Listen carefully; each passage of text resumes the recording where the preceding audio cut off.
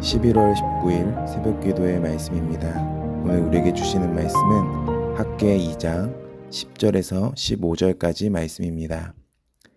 다리오 왕 제2년 9째 달 24일에 여호와의 말씀이 선지자 학개에게 임하니라 이르시되 만군의 여호와가 말하노니 너는 제사장에게 율법에 대하여 물어 이르기를 사람이 옷자락에 거룩한 고기를 쌓는데 그 옷자락이 만일 떡에나 국에나 포도주에나 기름에나 다른 음식물에 닿았으면 그것이 성물이 되겠느냐 하라. 학개가 물음에 제사장들이 대답하여 이르되 아니니라 하는지라. 학개가 이르되 시체를 만져서 부정하여진 자가 만일 그것들 가운데 하나를 만지면 그것이 부정하겠느냐 하니 제사장들이 대답하여 이르되 부정하리라 하더라. 이에 학개가 대답하여 이르되 여호와의 말씀에 내 앞에서 이 백성이 그러하고 이 나라가 그러하고 그들의 손의 모든 일도 그러하고 그들이 거기에서 드리는 것도 부정하니라. 이제 원하건대 너희는 오늘부터 이전 곧 여호와의 전에 돌이 돌 위에 놓이지 아니하였던 때를 기억하라. 아멘. 오늘 본문은 학개서의 마지막 말씀입니다.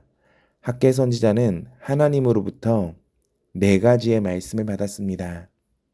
첫 번째는 하나님께서 학개 선지자를 통해서 유다 백성을 책망하는 내용이었습니다. 왜 16년이나 성전 건축을 멈추고 방치하느냐고. 그러면서 너희들은 판벽한 집에 거하는 것이 옳으냐고 말씀하셨습니다. 그리고 두 번째는 새롭게 지어지는 성전을 보며 이전의 솔로몬의 성전보다 못하다고 통곡하고 있는 그들을 향한 위로와 격려였습니다. 어제 말씀 마지막 절에서 보듯이 이전의 영광보다 나중의 영광이 클 것이다 라고 하셨지요. 그리고 세 번째, 네 번째 메시지가 이제 10절부터 이어지는 말씀입니다. 성전 건축을 재건한 지 3개월이 지나고 나서 하나님의 말씀이 임했습니다. 이들이 성전 건축을 시작했습니다. 그러니 이들의 마음 가운데 어떤 마음이 생겼냐면 이제 성전의 건축을 시작했으니까 하나님께서 우리에게 이른비를 내려주셔서 우리에게 복을 주시지 않을까? 이제 하나님께서 원하시는 어떠한 모습을 갖췄으니 이제 하나님께서 우리에게 어떠한 역사를 보여주시지 않을까라는 생각을 가지게 된 것입니다. 그때 학개 선지자가 이런 말을 합니다. 먼저 거룩의 문제에 대해서 이야기를 하는데요. 12절, 13절 말씀을 우리가 이해할 수 있어야 합니다. 12절 말씀입니다. 사람이 옷자락에 거룩한 고기를 쌓는데 그 옷자락이 만일 떡에나 국에나 포도주에나 기름에나 다른 음식물에 닿았으면 그것이 성물이 되겠느냐 하라. 학개가 물음에 제사장들이 대답하여 이르되 아니니라 하는지라. 이 말씀이 무슨 말씀입니까? 어떤 제물이 있을 때 그 제물이 하나님께 드려지면 그 제물은 거룩한 것입니다. 고기도 하나님께 드려지면 거룩한 고기가 되고 그릇도 하나님께 드려지면 거룩한 그릇이 되고 사람도 하나님께 드려지면 거룩한 사람이 됩니다. 근데 또 이제 그렇다면 이제 어떤 고기가 하나님께 드려서 거룩한 고기가 되었는데 그것을 어떤 사람이 옷자락으로 싸면 그 옷자락도 거룩해집니다. 레위기는 무릇 그 고기에 접촉하는 자는 거룩할 것이며 라고 말합니다. 학개 선지자가 지금 질문하는 겁니다. 고기로 인해서 그 고기를 싼 옷자락이 거룩하여졌는데 그 옷자락이 또 다른 물건이나 음식에 닿으면 그 물건과 음식도 거룩해지냐고 물어보는 겁니다. 이 질문에 대해서 제사장들은 아니라고 말합니다. 거룩한 물건이 1차적으로 접촉한 것은 거룩하게 하지만 2차적, 3차적으로 접촉한 것은 거룩하게 하지 못한다고 대답하고 있는 것입니다. 13절입니다. 학개가 이르되 시체를 만져서 부정하여진 자가 만일 그것들 가운데 하나를 만지면 그것이 부정하겠느냐 하니 제사장들이 대답하여 이르되 부정하리라 하더라. 이 말씀은 뭡니까? 어떤 사람이 시체를 만지면 부정하여집니다.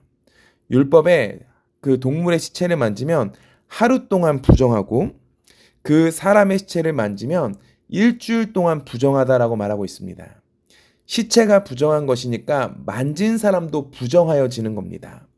그런데 학계가 질문하는 것은 시체를 만져서 부정해진 사람이 다른 물건이나 음식을 만지게 되면 그것도 부정해지냐라는 것이죠. 이것에 대한 대답은 부정해진다는 겁니다. 거룩한 것은 1차적으로만 거룩을 전달했었습니다. 2차, 3차에는 어떠한 영향도 미치지 못했습니다. 그러나 부정한 것은 2차, 3차, 4차 계속해서 부정을 전달한다는 것입니다. 결론은 무엇입니까? 거룩함보다는 부정함이 파급력이 훨씬 강하다라는 겁니다. 이것이 백성들의 모습일 수 있다라는 겁니다. 오늘 성전을 재건하고 있으니까 우리의 삶이 거룩해지지는 않았을까? 그렇게 하나님께 무언가를 요구할 수 있지 않을까라고 생각했습니다. 그런데 생각해 보십시오. 하나님의 일을 한다고, 봉사를 한다고 우리가 거룩해집니까? 거룩한 삶을 살면서 성전을 재건할 때 그것이 하나님이 받으시는 거룩한 일이 되는 것이죠. 하나님의 일을 한다는 것이 우리의 삶을 거룩하게 만들지 못합니다. 오히려 우리가 거룩한 삶으로 하나님을 섬길 때 그 섬김이 하나님이 받으실 만한 섬김이 되고 그것이 우리의 복이 되는 것입니다. 성전 건축을 하니까 이른 비와 늦은 비를 주시겠지? 그것을 바라기보다 오늘 학계 선지자를 통해서 주시는 말씀은 정말로 우리가 하나님을 사랑함이 있는지 거룩하여졌는지 보라는 것입니다. 우리가 성전 건축에 있어서 사마리아 사람들을 성전 재건에 동참시키지 않았던 것들을 우리가 앞에서 살펴보았습니다. 사마리아 사람들이 성전 건축을 도와준다고 하는 것, 유다 백성들에게는 좋은 소식이었습니다. 그러나 사마리아 사람들을 동참하지 못하게 했었지요. 왜입니까? 성전 건축이라는 그 사역 자체가 사마리아 사람들을 거룩하게 만드는 것이 아니고 사마리아 사람들이 사역에 동참한다고 그들이 거룩하여지지 않기 때문입니다.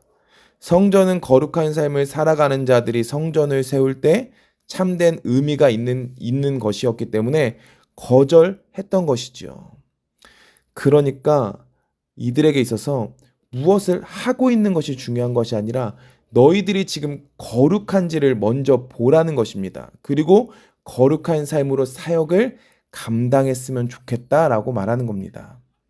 거룩한 삶을 세우는 우선순위의 회복, 이것이 2장에서 주어진 말씀입니다. 무엇이 우리를 거룩하게 하는가? 사역이 아니라 예수님과의 관계다. 예수님께 접촉하는 것, 예수님과 함께하는 시간을 가지는 것이 우리를 거룩하게 한다라고 말하는 겁니다. 그러니까 부정한 것은 우리를 계속해서 부정하게 만들 것이고 우리를 더 죄 가운데 둘 것이니 그 우리를 거룩하게 하실 수 있는 그 예수 그리스도, 그 하나님, 그것을 붙잡고 살아가자라고 말하는 겁니다. 우리가 다시 한번 생각해 봤으면 좋겠습니다.